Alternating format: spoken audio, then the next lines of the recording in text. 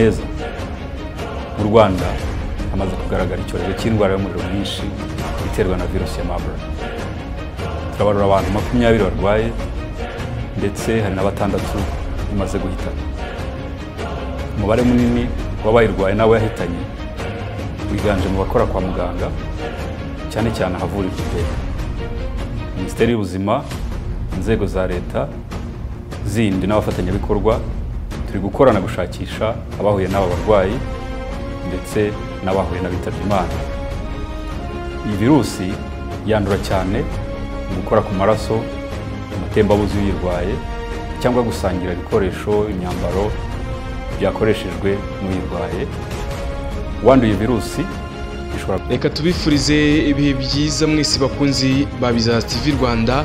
Reka mwese aho muri hose ibyo wakora byose umenye ko ubuzima ari ubuzima butazima. Nukuri Uwiteka yaguhaye ubuzima, maze kuguha ubuzima irakubwira ngo ubuzima ugomba kubugenga. Kandi ejo twabagize nanone ikiganiro kijyanye n'ubuzima kandi ubuzima bwiza. Niyo mpamvu twavuga ku cyorezo cyitwa Marburg. Ni icyorezo cyageze mu Rwanda, ni icyorezo giteye inkeke yaba urwa Gasabo ndetse yaba umuryango mpuzamahanga wita ku buzima OMS ndetse na World Health Organization. Aho iki cyorezo kandi twababwiye amateka yacyo, tubabwira imva n'imvano yacyo kuva mu mwaka w'1967 kugeza mu mwaka w'1999, mwaka w'2000, mwaka w'2017 ndetse n'ejo bundi mwaka w'2022. Tubabwira abantu benshi bagiye bikica, tubabwira ukuntu kica cyane ku rwego ruri hejuru cyane. Nababwiye ku mbuga nkoranyambaga zanjye mbabwira nti kubyibura abantu 100 banduye 90 bitaba Imana. Urumva ko cyandura cyane. Nayo mpamvu rero muri uyu mugoroba Minisante yatangaje umubare w'abamaze guhitanwa n'icyorezo cya Marburg mu Rwanda, aho kandi tukimara kubashakisha amakuru none bikaba bigiye hanze. Niyo mpamvu wowe uri mu karere k'ibiyaga bigari, u Rwanda, u Burundi, Tanzania, Repubulika ya Demokarasi ya Kongo, abari Uganda, za Kampala, za Maziba, Kabare, Gatuna, Murya Mugumire n'abaramusya mwe, n'abantu bari kandi bari Nairobi, abantu bari Sudan, bahaye ikaze kandi bifurize ibihe byiza. Nitwa Eric Nshimiyimana nk'ibisanzwe. Naho iyi ni Bizaza TV Rwanda, muri kumwe ubuvumbuzi, siyanse, ubushakashatsi bucukumbuye, imikino n'imyidagaduro n'andi wabikura atari ku Bizaza TV Rwanda. Ukomeze ukore subscribe, ukoreshe maze ibiganiro bya Bizaza TV Rwanda bikugereho umunsi ku munsi. Amateka yaranze isi, ibyaranze isi, ibyihishe ku isi n'ibyabereye ku isi byose tuzabigwa kandi bijyanye na tekinoloji. Ukomeze ukore subscribe, nawe ikoza aka kanya menya ko winjiye mu muryango mugari wa Bizaza TV Rwanda. Nkuhaye ikaze. Uri mu Burundi, nkuhaye ikaze. Uri Central Africa, nkuhaye ikaze. West Africa, South Africa, abatwumva kandi bari ikwata masimbi, bahaye ikaze. Minisiteri y'Ubuzima, Minisante, kuri uyu wa gatandatu tariki ya 28 Nzeri yatangaje ko abantu 6 mu gihugu ari bo bamaze guhitanwa n'icyorezo cy'indwara y'umuriro mwinshi cyane iterwa na virusi ya Marburg.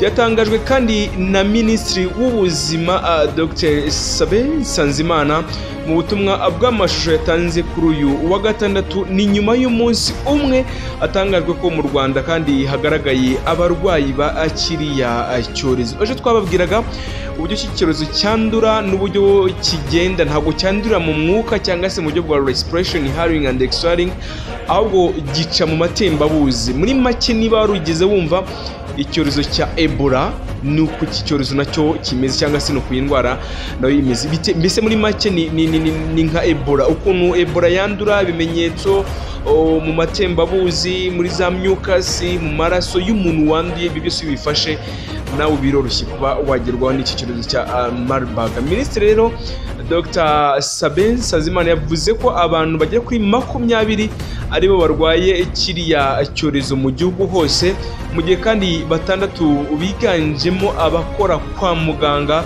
bamaze guhitanwa n'icyo cyorezo. Ni ukuri urumva ko bitoroshye, Imana kandi bakire mu bayo. Yagize ati mu Rwanda hamaze kugaragara icyorezo cy'indwara y'umuriro mwinshi iterwa na virusi ya Marburg. Turaburira kandi abantu cyangwa se turabarura abantu bajya kuri 20 bose barwaye ndetse na 6 imaze guhitana. Umubare kandi munini w'abayirwaye nabo yahitanye wiganje mu bakora mu bitaro cyangwa se mu bakora mu buzima kwa muganga, cyane cyane ahavurirwa indembe. Minisiteri y'Ubuzima rero yavuze ko ifatanyije n'izindi nzego za leta ndetse n'abafatanyabikorwa batandukanye bari gukorana mu bushakashatsi ndetse no gushakisha abahuye cyangwa se abahitanwe na kiriya cyorezo muri rusange. Wakibaza se iyi ndwara yo yandura gute? Nk'uko yakomeje abivuga, virusi rero ya Marburg yandura cyane mu gukora mu maraso cyangwa se amatembabuzi y'ugirwaye cyangwa se gusangira nawe ibikoresho yakoresheje birimo imyambaro ndetse n'ibikoresho byo mu rugo, wenda ku isahani yaririyeho, ikiyiko se, igikombe, ibyo byose kuko ashobora kuba hari ahantu wenda yagize igisebe runaka, y'amatembabuzi cyangwa se y'amaraso cyangwa se za myuka yari afite ashobora kuzagenda zigafata kuri bya bikoresho, then nawe bikaba byoroshye kuba virusi yakugeraho. Nigeze kubabwira kandi ku kiganiro cy'ubuzima ko virusi ubundi ntabwo igira ubuzima, ariko igira ubuzima ariko igeze ku kinyabuzima. Muri make virus ntabwo igira ubuzima mu busanzwe, ahubwo igira ubuzima kuko ageze ku buzima bwa muntu. Muri make virusi iri hanze, iri ku itaka, iri ku ibuye, iri hehe, anyway ishobora kuba yapfa mu gihe cyoroshye, ariko wowe icyo uyifataho itigira ubuzima yajya mu mubiri rero kuri cyo bita cell division. Iyo cell division imaze kubaho cyangwa se kwa cyo bita reproduction, kubyara kwayo, iragenda igafata mu ma red blood cells, ya ma red blood cells ashinzwe cyangwa se n'utunyangingo cyangwa ni maseri irashinzwe kurinda umubiri wa muntu, then ya virus ikagenda yimultiply, nibwo ejo wumvisha ngo yagize mu mubiri wose, then ako kanya ugasanga ubuzima bwawe butangiye kuba bwaba bubi cyangwa se ugatangira kuva ibimenyetso bitandukanye. Minisante rero yasobanuye ko uwanduye iriya ndwara bishobora kumutwara igihe kiri hagati y'iminsi 3 n'ibyumweru bigera kuri 3 ataragaragaza ibimenyetso. Mu biranga rero uyirwaye harimo kugira umuriro mwinshi, umutwe ukabije, kuruka, kuribwa mu mitsi, gucibwamo cyangwa se kuribwa mu nda, icyo bita stomach pain, kuva mu nda ntabwo hameze neza cyane. Minisitiri rero Sabin Nsabimana kandi yasobanuye ko iyi ndwara ya virus ya Marburg ni indwara igira ubukana bwinshi cyane ku buryo uwanduye cyangwa se uwahuye nayo agira ibyago byinshi byo kuba yamuhitana. Uvuga ngo iminsi ushobora kwamara mu buzima wenda wamaze kujya kwindwara bibarirwa ku masegonda cyangwa se ku minota. Icyo twababwiraga kandi ko iyi ndwara byibura mu bantu 374 bigeze kuyandura muri Repubulika Demokarasi ya Kongo harokotsemo abantu 45 bonyine, naho mu gihugu cya Uganda abantu bayandije 54, nakubwiye ko 27 nibo bayirokotse. Urumva ko yandura kandi kica byihuse. Yavuze ko icyakora hari gukora ibishoboka byose ngo abagaragayeho buriya burwayi bapimwe kare, abo kandi bagaragayeho bagakurikiranwa mu rwego rwo kwirinda ko hari abarimba cyangwa se abahitana n'iyi ndwara. Mu gukumira ko kiriya cyorezo kandi gikomeza gukwirakwira hirya no hino mu gihugu, wacyanduye ashakirwa aho ariho hose kandi aho aba, ndetse agahabwa abaganga bamuvura uko bikwiriye mu gihe yagaragayeho ibimenyetso ibyo ari byo byose bigaragaza iyi ndwara ya Marburg. Witabye kandi Imana nk'uko Minisitiri w'Ubuzima yabivuze, nawe ashyingurwa mu cyubahiro mu kwirinda ko hari abandurira cyangwa se ashobora kuba bakandura iki cyorezo mu buryo bumwe cyangwa se ubundi. Kugeza ubu rero mu Rwanda ruri gukorana ndetse n'imiryango mpuzamahanga mu rwego rwo gukumira ikiriya cyorezo, ndetse ishami ry'umuryango w'abibumbye ryita ku buzima OMS kuri uyu wa gatandatu ryarwanye cyangwa se ryarwejeje kuruha ubufasha buri ku rwego cyangwa se ku rwego mpuzamahanga kugira ngo bareke ko iki cyorezo kibura amaguru gifite cyayacibwamo kabiri. Minisante rero mu butumwa yahaye abaturarwanda harimo kudakuka umutima, kubahiriza ingamba zo guhangana na kiriya cyorezo, by'umwihariko gusanga ibikoresho n'umuntu ufite ibimenyetso bisa n'ibya Marburg, no gukora cyangwa se gukaraba intoki hakoreshejwe amazi meza n'isabune cyangwa se sanitizer. Iyi minisiteri rero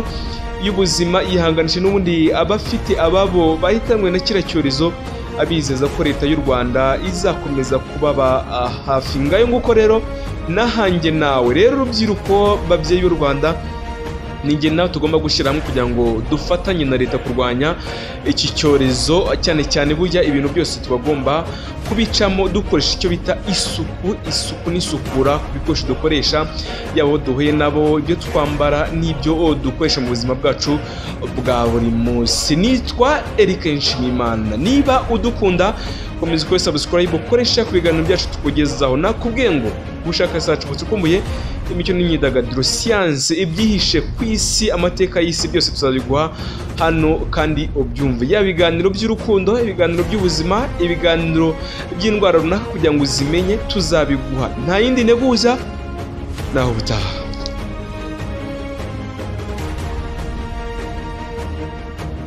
Muraho neza.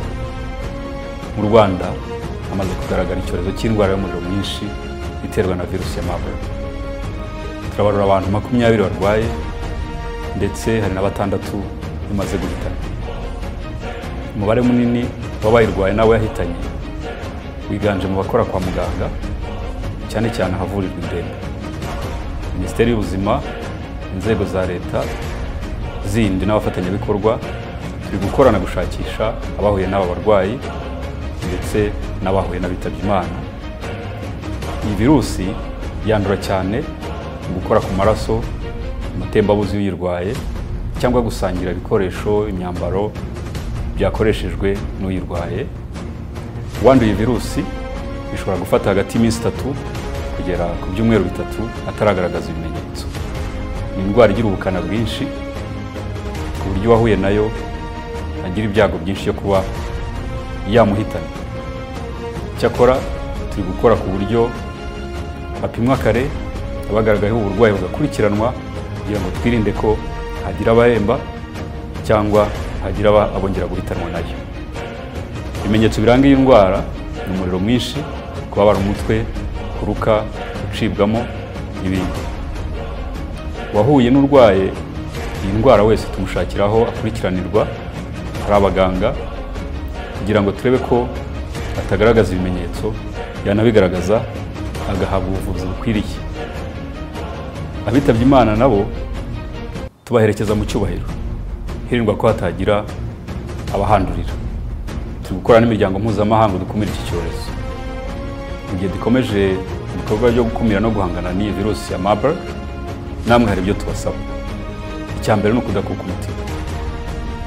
Ikindi, kubahiriza ingamba zo guhangana n'iki cyorezo, cyane cyane kwirinda gusangira ibikoresho n'umuntu ufite ibimenyetso bisa n'ibya Marburg, gukaraba intoki hakoreshwa amazi meza n'isabune, ndetse no gukoresha umuti wagenewe kwica udukoko uzwi nka sanitizer n'ibindi.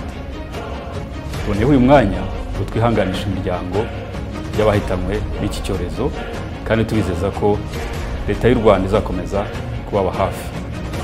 Ubufatanye bwacu nibwo bwatumye dutsinda ibyorezo byabanje.